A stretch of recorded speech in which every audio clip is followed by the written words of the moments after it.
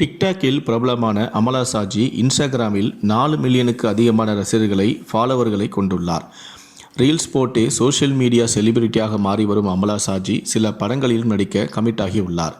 Big pass நிகழ்ச்சியில் பங்கேற்கப் போகிறார் என்று இவரது பெயர் அடிபட்டது. இந்நிலையில்தான் ஐடி ஊழியர் ஒருவர் இவர் மீது தற்போது பரபரப்பாக மோசடி புகார் ஒன்றை அளித்துள்ளார். 1 மணி நேரத்தில் குறைந்த தொகை கொடுத்தால் பல மடங்கு அதிகரித்து தருகிறேன் என கூறி அமலா சாஜி தற்போது மோசடியில் ஈடுபட்டுள்ளார் என அந்த இளைஞர் ஒருவர் அளித்த பேட்டிதான் தற்போது பகீர் கிளப்பியுள்ளது.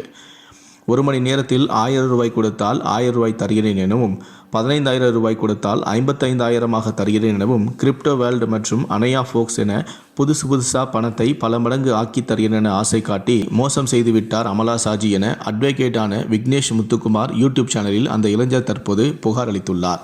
வழக்கறிஞரான விக்னேஷ் முத்துக்குமார் தன்னுடைய யூடியூப் சேனலில் அந்த இளைஞரின் வாக்குமூலத்தை அப்படியே வீடியோவாகவும் வெளியிட்டுள்ளார். ஆனால் அந்த இளைஞர் கேட்டுக்கொண்டதன் பெயரில் அவருடைய முகத்தை காட்டவில்லை.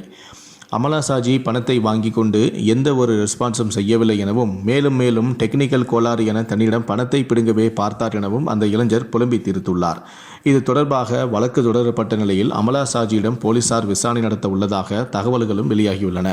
பல இன்ஸ்டாகிராம் நடிகைகள் அந்த சோப்பு வாங்குங்க, இந்த கிரீம் வாங்குங்க, நான் கேரண்டி என விளம்பர மோசடியில் ஈடுபட்டு வரும் நிலையில் அமலா சாஜி பண மோசடியில் ஈடுபட்டுள்ளது தற்போது பெரும் அதிர்ச்சியை ஏற்படுத்தியுள்ளது. இது தொடர்பாக அவர் விளக்கம் கொடுப்பாரா அல்லது விசாரணையில் என்னென்ன விஷயங்கள் வெளியேறப் போகிறது என்பதை பொறுத்திருந்து பார்ப்போம்.